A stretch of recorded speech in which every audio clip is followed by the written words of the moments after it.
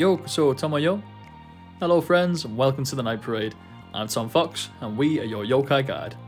In today's dive into all things to do with ghosts, goblins and spirits, oh my, we're going to take a look at one of the most ever-present and most dangerous creatures of Japanese folklore, the Oni. Arguably the most famous creature in Japan, references to Oni have been found in written texts going as far back as the 8th century. The closest English translation to the kanji for Oni is demon or devil, although ogre is also often used, as the ogre is probably our closest Western equivalent. Of course, with a monster that's been around for so long, the image of the Oni has chopped and changed several times throughout the centuries, but there's always been consistent elements. They are almost always big, strong, monstrous giant-like creatures, usually male and wearing a fundoshi, or loincloth made out of tiger skin. A lot of these attributes can change from era to era, but two of the most defining features stay the same. Oni always have horns and carry a big iron club for bashing.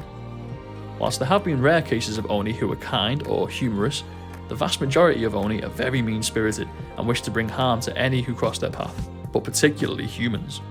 It's theorised that the Oni represents the worst parts of humanity, and as such they have all mankind's worst traits and only want to bring bad things to people in society.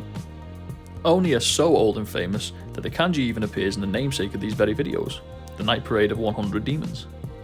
Hyakiyagyo is a medieval Japanese phrase, and of course, with Oni meaning demon, it's no surprise that the character appears in the kanji, where it's pronounced ki.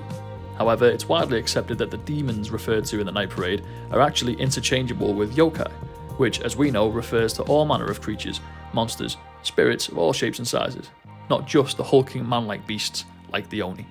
The Oni is such a widespread figure in Japanese culture that it's even intrinsically linked with architectural design. You see, in Onmyodo, or the teachings of yin and yang, the 12 zodiac animals are connected to the cardinal directions of a compass, north, south, east, west, etc. And the northeasterly direction has long been considered one of misfortune, which evil spirits travel. It's called the Ushitora, literally ox tiger, and is associated with the Kimon, or the demon gate, through which bad luck and misfortune are said to enter a household or community. It's thought that the reason Oni are always depicted with ox horns and tiger skin fundoshi is because of the Ushitora, the ox-tiger direction. To this day, many houses in Japan don't have northeast-facing doorways so as to avoid letting evil spirits into the home through the Kimon, the demon gate. Japan's most famous folktale features Oni heavily as well. Momotaro, literally Peach Boy, is a simple tale about an old childless couple who one day find a giant peach floating down the river by their home, and from which a small boy is born. They name him Momotaro, Momo meaning peach and Taro meaning eldest son, and he explains that he had been bestowed upon them by the gods to be their child.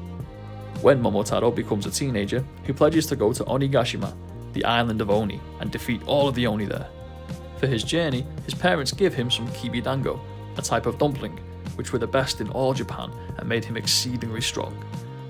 On his journey, he befriends a dog, a monkey and a pheasant, and together they go to Onigashima and defeat all the Oni there, forcing them to agree that they would never make trouble again. The tale of Momotaro is extremely basic, but it's been a fundamental folktale across Japan for centuries and is even featured in textbooks for young children to help them learn to read and write. So you see, Oni are there in the Japanese mindset from a very young age. It's no surprise then that they are one of the most famous creatures in the country and even beyond.